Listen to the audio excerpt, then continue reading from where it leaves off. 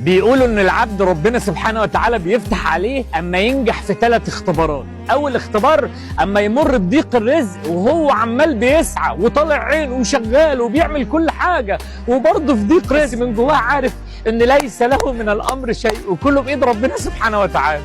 والاختبار الثاني ان البني ادم يحس بالخذلان، فاكتر مكان هو مطمن فيه يبقى في وسط ناس كتير قوي يحس بغذلان الناس حواليه، وكأن ربنا سبحانه وتعالى عايز يوصل لمرحله ان مفيش حد هيسندك غير ربنا، وان ربنا سبحانه وتعالى هو سندك وظهرك.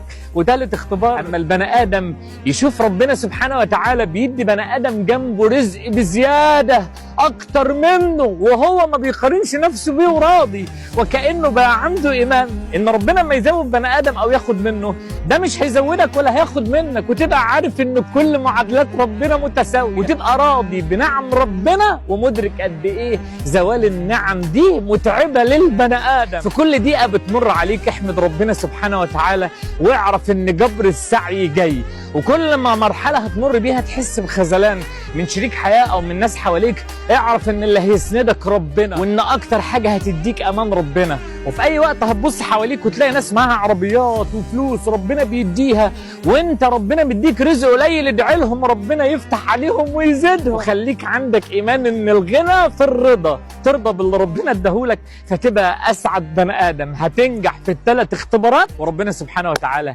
هيفتح عليك فتح، والله العظيم هتتعجب من كثره الرزق.